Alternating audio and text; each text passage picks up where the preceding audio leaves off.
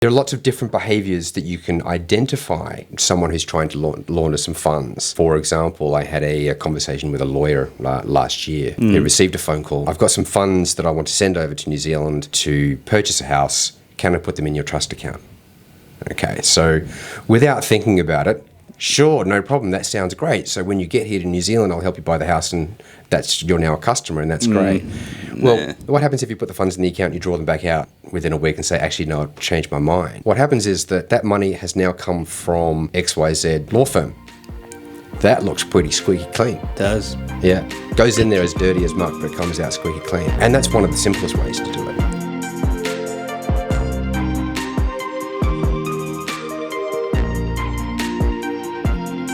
Hello. Hello.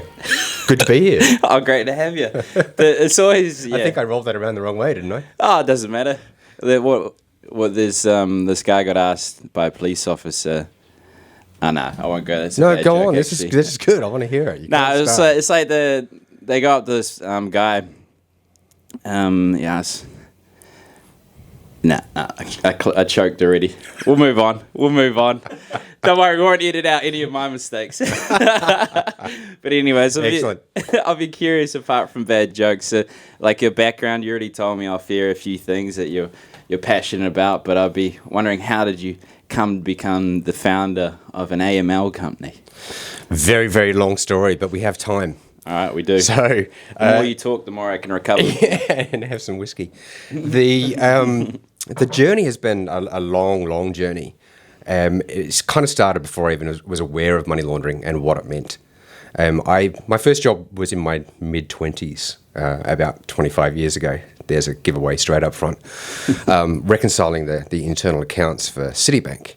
I kind of found it a little bit fun because it was, patterns. It's like looking at those colorblind tests to see if you can see the number, or those 3D images to see if you can pull the image out. Yeah. Odd, I know. But it didn't take long before I was up into the institutional banking world, looking after the institutional clients. And of course, we all remember September 11. Well, some of us do more than others because of our age. My clients were very much impacted by that. So I had to get my head around what money laundering was, what it meant to them, and the impacts for them as well. So it was a long journey over the last, almost 20 years since September 11, in getting my head around it and understanding it, enjoying the idea of the flow of funds, where money goes, how it goes, and what it's used for. So that was kind of my introduction to it. My clients were all the top tier global clients, so they're all very much above board, of course. But it was still really interesting to see how funds would flow through different jurisdictions and why it went through there and what the outcome was. So it all sort of opened up a larger picture for me. Yeah, okay. What were those people like, though? Because you're talking about these really successful people. Were there any interesting stories in that? They were organisations rather than people. Okay. So I'd be typically dealing with the treasury functions or similar kind of roles.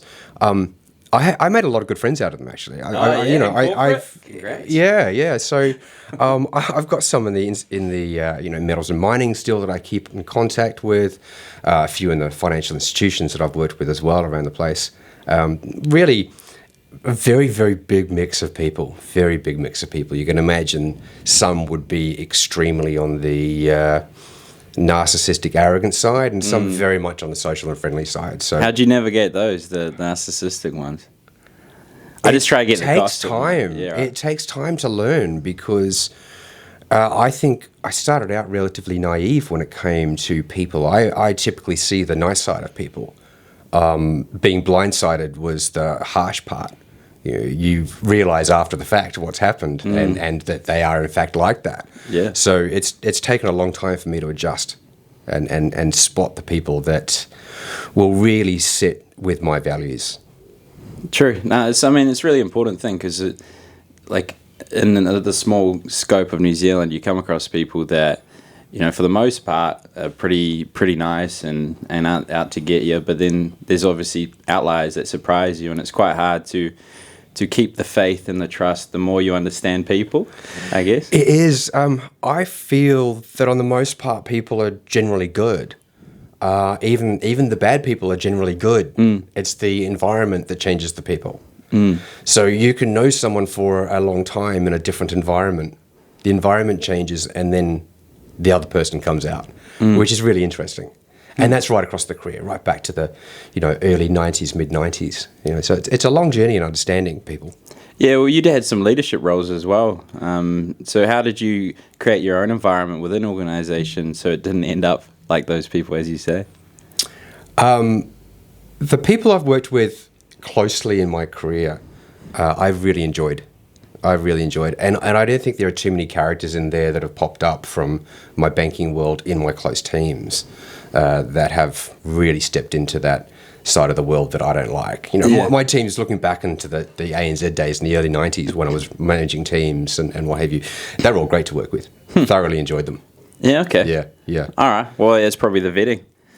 But yeah, well, you were going on a roll there with the money laundering and the moving of money. Yeah. So that's what AML stands for, anti-money laundering. Yeah, and it's been around for quite some time. So we go back to the very, very early days of money laundering, and everyone knows Al Capone in some sort of fashion. And the term was coined around that. He would open up these laundromats to launder his money, and people would go in, of course, and throw the money through to the machines. They'd collect it, and that was pretty much clean. You can bookend that today with an example that's currently playing out that I've got my eye very, very closely on. Crown Casino in Australia. I don't know if you've seen it or heard about it. I've been there. Yeah, you've been there. Okay, so Crown's quite a large Australian organisation. Yeah. It's one of the larger ones, and they own lots of casinos around the country, and they've opened up they've built a new building down in Darling Harbour that is home to their newest, latest, and greatest casino. So the storm around their money laundering controls has been building for quite some time. The investigations have shown a lot more than was expected. And it was announced yesterday they're pulling their license from opening. So they've spent a lot of money building this building, opening and building the casino for the license to be pulled in the last days before it opens. Jeez. Indefinitely until the report comes out in February to really dive into what they've done wrong. What's happened with that is that has spread through the entire organisation. So now the entire organisation is really at risk. Yeah, there's some really big concerns for the Packer Empire coming out of this, I would imagine. Wow. Yeah. Okay. What went wrong? Dive into it. What went wrong? Don't get sued, Crown. Come ask for his help. No, this is all alleged, and please keep that in the in the edit. Alleged. Alleged. It's all out there. It's all under review. AUSTRAC is the Australian regulator that's looking into this. They've seen a lot of deficiencies, and really the deficiencies were around knowing who is coming in to gamble. It seems like it was a cultural issue, and I've seen that play out in a lot of different organisations across the world who have been in breach of money laundering regulations. The culture of, look, it's okay, don't worry about it, it's annoying, we'll get to it later, or whatever it is that is denying the obligation being fulfilled. What they've done, and that went right to the board, same with Westpac. Westpac had a recent breach as well, and they've been fined $1.3 billion. Yeah. So that was right to the board as well, and they chose a different path rather than acting on what was raised. That was the same with Crown. They decided it was in their interest not to act. They had internal accounts that were being used for smurfing. Smurfing is the opening up of a group access for lots of different participants to put their money in, and then having the bad ones go in with it. Yeah, okay. So it's very much hiding it. ANZ and Commonwealth Bank in Australia saw this and saw they weren't reporting it, and they took some action on it as well. So it was very clear to those who knew and were watching that they weren't doing what they should have been doing. So now the gaming authorities in Australia are suggesting that they're going to review their entire licensing because they may not be fit characters. Yeah, wow. Now that's a significant impact to an organisation, a company, that makes most of its revenue from gambling. Oh, it's massive, and it's a huge thing they're coming down on in our space, the Financial Markets Authority of our police. And mainly, I would say, because the law's been around a while, but now they're suddenly getting serious about it. And it's I think it's because the international task force came over and started auditing them, so they got a bit freaked out and started. Yeah, it's really interesting. The different regulations around the world have been rolling out quite steadily, and if we jump back for a moment to September 11. Had the planes hit the towers, of course, and within 6 weeks they had the Patriot Act rolled out, which meant that all of the other organizations, countries who are dealing with American dollars had to comply with this law. So that's rolled out over time. It's taken quite a while to hit our shores here. We've given a lot of time, the regulators have given a lot of time for organizations to come up to speed. Particularly now with the tranche 2 that's come in, or phase 2, lawyers, accountants, real estate agents, given them time as well. The regulators have now pretty much said, look, we've been looking after you, we've been getting you up to speed for years now. We're taking our guards off and we are ready to bite. And they're showing they have. There were 2 cases this year, 7.5 million worth of fines for 2 organizations who were really ignoring. Yeah, doing it bad. Yeah, they were really hitting the wrong keys. The doors are definitely closing, and I always wonder though, so money laundering, there's criminal activity that's associated with it, but effectively what it is evasion of tax, and the government benefits from that. So I always wonder, why wouldn't they just provide an AML system, hit you up, hey Daniel, can you set up an AML system for the FMA, and then all the advisors will use it? There are lots of different ways to do it. So I think the government's really, task force, regulators, what have you, they're doing the right thing and heading down this direction. There is no one-size-fits-all, so you can't really have an application that covers the entire market. That doesn't really help different sectors out. And different sectors are unique in themselves, and then firms in each sector are unique in themselves too. So putting a one-size-fits-all is probably going to inhibit some when they don't need to be.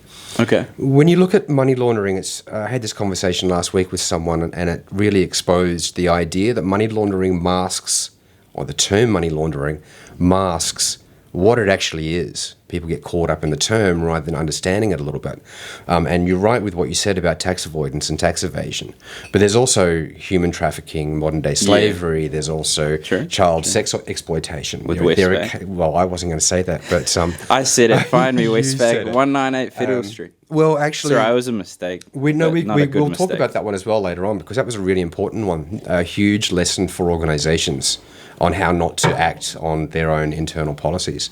But if you break apart all of those different components, even fraud, in-house scams, there's some scams going around at the moment that are quite well known. Seek, there's a Seek scam going on. Seek, people who've signed up to Seek are getting emails saying, hey, come along and do this. Now, when you engage in that and make the mistake of opening up your bank account to someone at Seek who's offering you a job for some reason, that money has to be cleaned. So it's really every nefarious act has to have the assets, the money cleaned. And that's where it comes and affects the entire society. So it's society, it's the markets itself. It's right across the board, it impacts us. Now, if you think about us going to buy a house, and we've got some money to buy the house, the competitor at the auction has laundered their money. Well, they've got an advantage straight away. They're competing for the same asset we are. So if they were out of the mix because they've got dodgy money, then we wouldn't be competing with them for the same assets. So asset inflation is a really significant issue as well that comes out of this. So we talk about the damage that gets done straight up front, human trafficking or modern-day slavery, and that's the first hit. But then the second hit is that we're actually competing against the bad guys just to exist in our own society. Okay. Yeah, well, we're opening the doors of the AML because it's an added checklist for us, so we begrudgingly do it. Yeah. But it's good to have more insight, because if I can contextually understand why and who it's benefiting, and there's a reason, not just red tape, then I can get behind it. So let's get behind it. What are some red flags, for example, as well? What should they look for to differentiate between good money and dirty money? Like, is there common trends that you see or concepts? Like, there are depending on the particular sectors. There's a topography of red flags that you can have a look at and get into. They do vary, and it's too precise to hone in on them. There are lots of different behaviours that you can identify in someone who's trying to launder some funds. For example, I had a conversation with a lawyer last year. He received a phone call. I've got some funds that I want to send over to New Zealand to purchase a house. Can I put them in your trust account? Okay, so without thinking about it, sure, no problem. That sounds great. So when you get here to New Zealand, I'll help you buy the house, and you're now a customer, and that's great. Well, what happens if you put the funds in the account and you draw them back out within a week and say, actually, no, I've changed my mind? What happens is that money has now come from XYZ law firm. That looks pretty squeaky clean. does. Yeah. Goes in there as dirty as muck, but it comes out squeaky clean. And that's one of the simplest ways to do it. Okay. A really obvious way of picking it up. Yeah. You know, there's other ways you can do it. If I've spoken with stockbrokers before who are talking about funds coming into the account in quite a repetitive way so they can start, you know, the customer can start trading in the stock market. Funds come in, and then all of a sudden one bulk amount goes back out again. No real activity. Yeah. That's clearly a flag if you're in the stockbroking sector. That makes sense. Yeah. So there's lots of different ways. There's lots of different topographies depending on the type of sector you're in. So what would you... So obviously you highlighted the pitfalls of my having a one-fit-all. I mean, maybe you could do targeted industries and have it tailored to that, and each governing body that runs it could. But what would be your... to help... obviously prevent this criminal activity, and then also help facilitate the ease and convenience for an organisation? I think we should step back and have a look at what we're trying to achieve.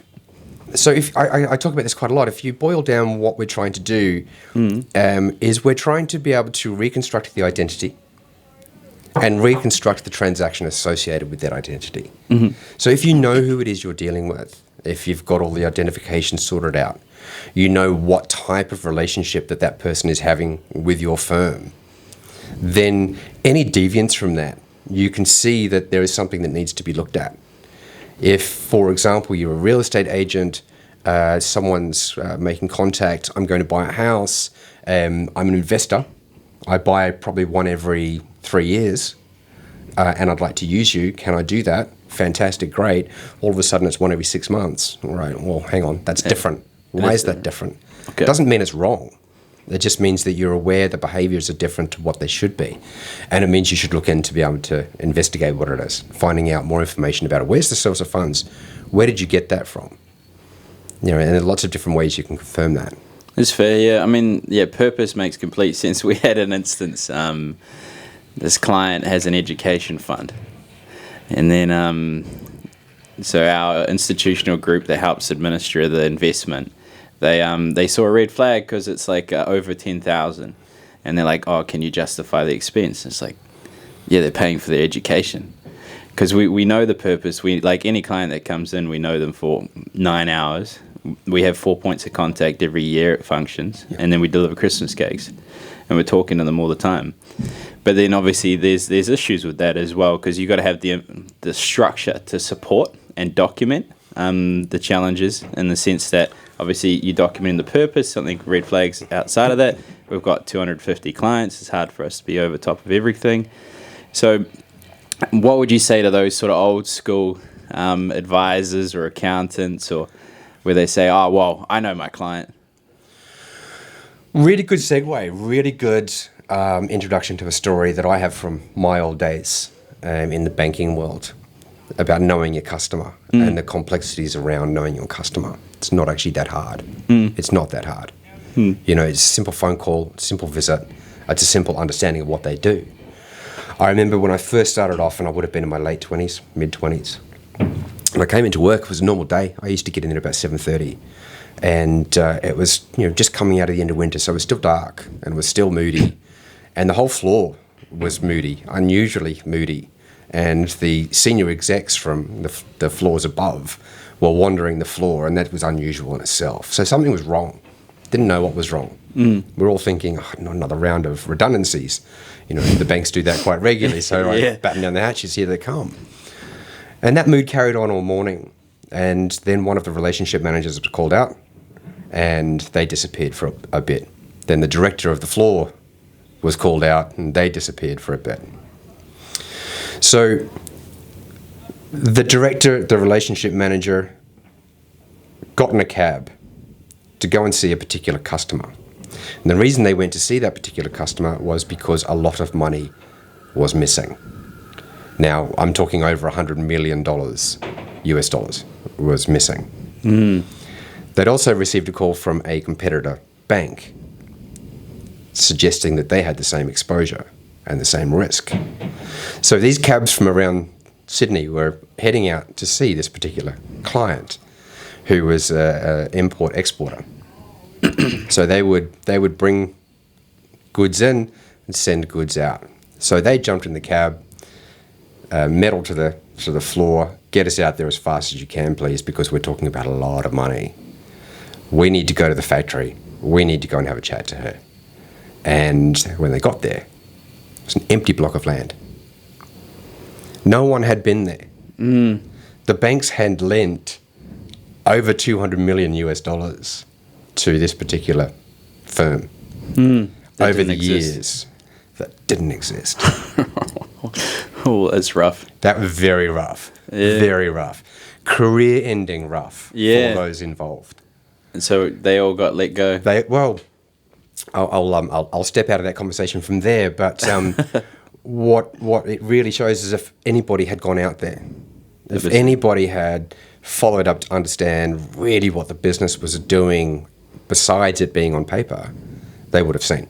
I mean, the factory wasn't demolished; it just was never there. What is it in Google Maps sort of solved that pretty quick? Satellite view. Yeah, this is before then. There were no mobile phones back then. So no, the old brick. Really show my age. Do you have what would an institutional group do in that sense? Because they should know their customer. They also have scale. Is there a way to merge those two, or is just the fact that they didn't take the time to know a customer and it was a major deal? Look, it was a different era, so without being too harsh, money laundering requirements were around. It wasn't embedded into the legislation as much. So I would think, though, that if you're going to lend that type of money or have that type of exposure, you'd take that extra step. You give them a bottle of wine, at least. At least drop one see them. Yeah. Pardon me. That's mad.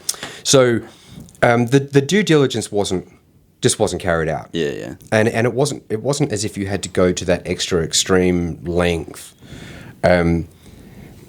Simple steps would have solved that. Okay.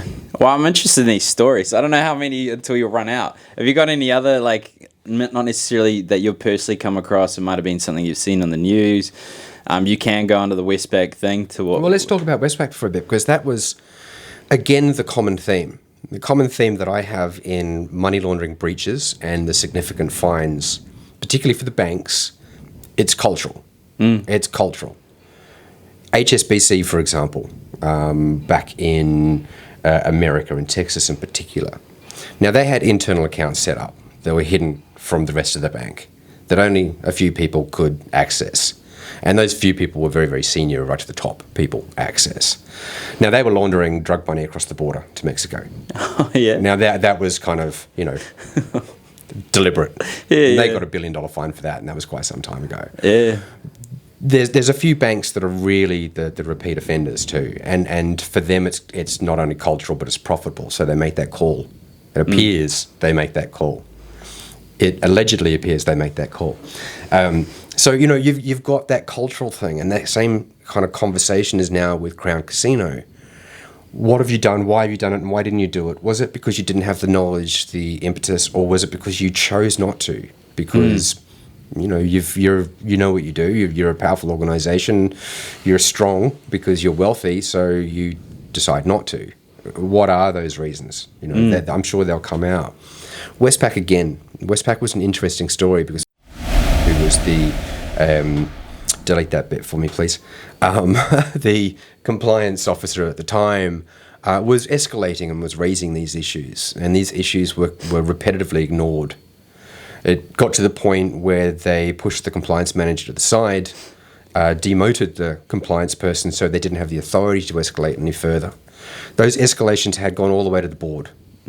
And there was very clear indication that the product that had been developed was being used for two particular purposes that were not what they should have been used for. One was tax avoidance. So high net wealth clients were using it to avoid tax, and that was looked the other way. The other one was to circumnavigate the SWIFT network so that it was cheaper for the bank, and they had more control over visibility and secrecy. And those were used more for sending smaller payments back to family and friends in whichever country you're going to be sending cash back to your family for. But there's also a certain group of people who were using it for unintended purposes. And those flags, we talked before about red flags. There were some really serious red flags that were coming up and slapping you in the face and still being ignored. And some of those red flags were around the type of people that were transacting in those accounts. And the key standout for me, the really obvious one, was a middle-aged white CEO of a finance company sending incredibly small payments repetitively to the Philippines in a very small period. What are you doing sending that money there? I mean, what are you doing? What are you buying? Yeah, that makes no sense. How do you explain that? Toothbrush every day. So that was going towards child sex exploitation. Now, that was clear. It was really clear. It was clear to the point that it was picked up and notified, but still ignored. So those type of things are tolerable for some. And when we have a look at the CEO at the time, when he was quizzed, his response was, "This is not an Enron. It will blow over." Now, if that's not a cultural indication of something that's seriously wrong, I don't know what is. Yeah. Well, I was curious because the instances you've described have resulted in people leaving and fines. At what point does it... He was fired, I think, within an hour after making that comment. Well, is there points where the institutional group just, like banks just, it's to the point where it's a bad culture continually, like Crown, do they ever take measures to close the company down at some point, or continue monitoring, or they just fine them every 5 years and then... Most of them have been fines. If we look at the cases in New Zealand, we talked before about the FMA hitting a few smaller firms here. Yeah. My understanding is one of them actually had to close. Yeah. Because they couldn't pay. And the guy who owned the company was heading towards retirement, lost everything. I mean, fair call, because you deliberately or willingly or, you accepted that you were breaking the rules. So I'm not sure I have any great sympathy for it. But to get to 65, heading towards retirement, you've lived a good, wealthy life, now you don't. Yeah. That's a price you pay. And that's the question that I think people need to have a look at. Is that a price you're willing to pay? Now, let's step up to the Crown Casino example. When the regulators are now talking about whether they want to continue giving them a license, without that license, they're not there anymore. And without that license, the Packer empire is no longer an empire. So it's not the case with the 65-year-old who's losing his business. It's now a case of shareholders across multiple institutions, multiple sectors, and multiple families are going to be at risk now, because the idea was, I'm going to turn a blind eye because I'm powerful. And there's a famous story of James Packer's father, Kerry Packer, who was travelling through the United States back in the 80s, I think it was. And he was sitting at someone's favourite chair, apparently. I'm paraphrasing because I can't recall the story correctly, but this guy walks up to him, "You're in my chair, get out." And Kerry turns around, "No," in a different language. And "Don't you know who I am?" the other guy says. "I'm da-da-da, and I'm worth X." Kerry's Packer response was, "I'll flip you for it." That kind of power, that kind of cultural power and arrogance leaves you open eventually to being taken down with the rest of us. That makes sense. I mean, it's a lot of people is the consistency bias. They try and reinforce what they already know instead of discover the truth, which is a challenge with social media, is that you reinforce, it shows you what you like, not necessarily what you need to see. So, and you can imagine a CEO gets desensitized to the plight of the individual because they're not coming across them. And you see it all the time. It's just like every day we eat meat. How desensitized with the idea of the animal. I'm not vegan or anything, but just saying, just put that in perspective of a CEO that doesn't deal with the bottom line. You know, like Jeff Bezos doesn't necessarily seeing the people in the factories working hard. He's just seeing the bottom line and the growth and the benefit, and everyone's telling him, "Oh, you're great, you're doing this." Well. That's it. I'll be curious because you've talked about culture. How would you try and create a culture that does what's right, not necessarily what's easy, or turns a blind eye? Or there's multiple different avenues to look at that. So internally with an organization, culture starts at the top.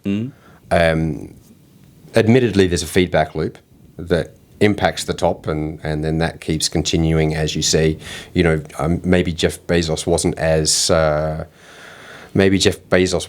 like he is today a decade ago or 2 decades ago. Maybe that has changed over time as well, the further he shifts from the workers themselves. I also look at countries in particular who have their own culture that limits their ability to focus on doing the right thing as well. Now, in New Zealand, we are more along the lines of, this has to happen, not particularly fond of it, get on and do it in whatever way we do. If you look at Australia, for example, I believe it's a little bit different. Look, that's just, and brush it aside.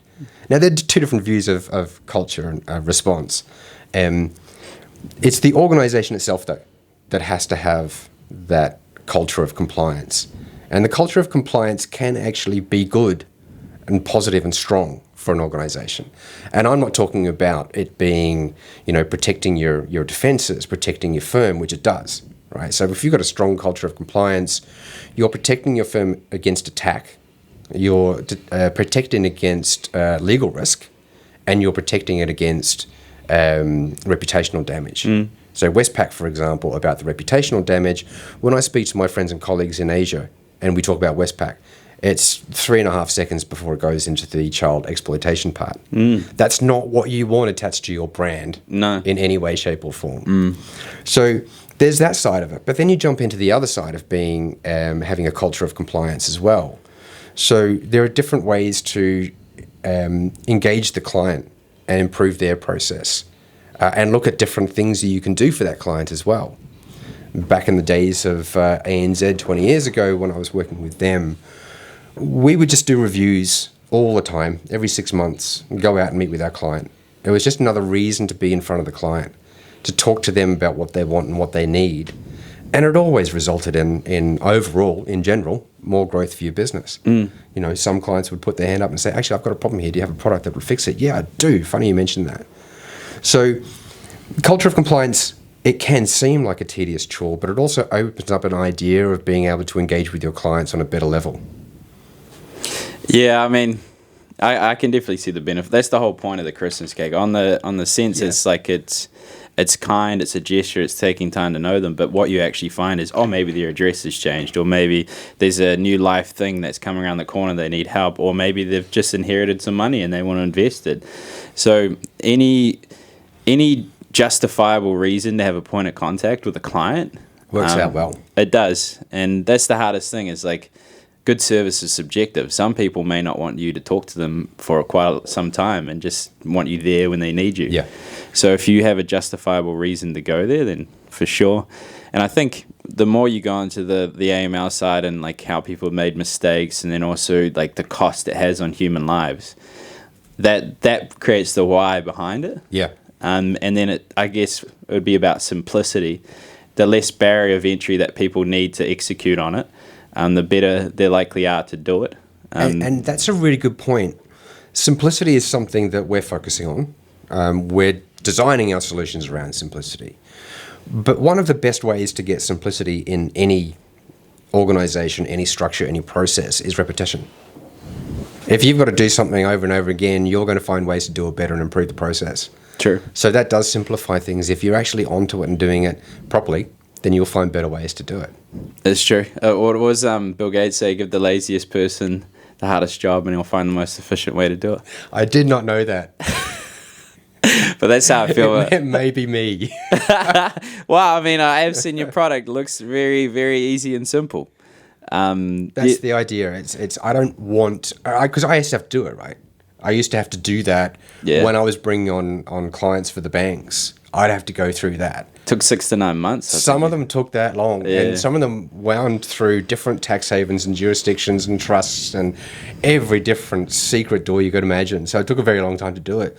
It was my least preferred job in my career. Yeah, I feel it. Out of 25 years of working, it was my least preferred space to be. So when I speak to firms who say their customers hate AML, I know. I do. I went to open up my business account with a bank a couple of years ago. Now, my company's called Avid AML, right? It's in the name, AML. It was initially declined because they weren't sure if it complied with AML. So then when we went through the entire process, they realized it was just the system who flagged it because there was AML in there. Yeah. So I can understand that it's frustrating because I've been through it and my clients have been through it. It's not fun. And I'm trying to take all that out, all the stuff that I hate. You know, Bill Gates, show me a way around it that I can just make it easy. Yeah, no, you've achieved that. And I think it's a good time to wrap it up. So what I would say is what would be some good closing remarks that you want those real estate agents, accountants, financial planners to think about? And then also, what's a good way to find you?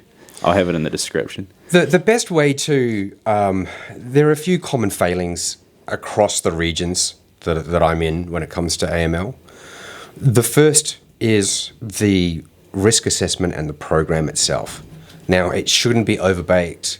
It shouldn't be too complex for you to understand, and it should be live. It should be a document that is referred to and updated and understood so that if you've got a question, you can go flick, flick, flick, that's the answer. That's what I need to do. And the other side is the record keeping as well. So when I talked before about being able to reconstruct the identity and the transaction, that is the record keeping component. So if you think about the worst case scenario and the financial investigation unit comes knocking on the door, now, you don't want them going through all of your files. Now, I'm not suggesting there's any reason not to, but why would you want anyone in there crowding out your day? You want to pull out the information, say, here it is, thank you very much for your visit. Don't let the door hit you on the way out. You know, it's all very easy and quick if you've done it right. You know, so that would be the idea that I would focus on, is the simplification process around it, to make sure you're doing what you need to do in an easy and repeatable fashion. Okay, and I'm slowly learning with the NZ Guide to Financial Freedom. I have a tendency to have guests on that talk a little bit about finance, but not quite. So just to link it to the name, what would be your version of financial freedom? Good question. I need to think about that. Financial freedom on a personal level or a professional level? Whatever you want to answer. Well, on a personal level, to me, financial freedom is something I haven't attained yet, and would desperately like to. Not an exceptionally wealthy pillow or cushion, but enough to suffice so I can get on with the rest of my life. Money's not my driver. It's never been my driver. So financial security to me is, look, a lot of money these days to buy a standard house in New Zealand. So if we can get rid of the housing problem altogether, then I'd be financially secure. Yeah. And that's where I'd want to be. Okay. All right, cool. Good answer. On that note, thank you everyone for listening. And if you one of those struggling businesses that gruntingly try and go through the AML, then you can hit up Dan, his LinkedIn. He's got some good value. And thanks for coming. And also nzaudioeditors.com. Dan actually has a horrible voice, and Jordan made it sound really good. No, just kidding. But if you do want your voice edited, nzaudioeditors.com. Thank you. Thanks. Cheers. All right. That was good, mate. You made it not boring.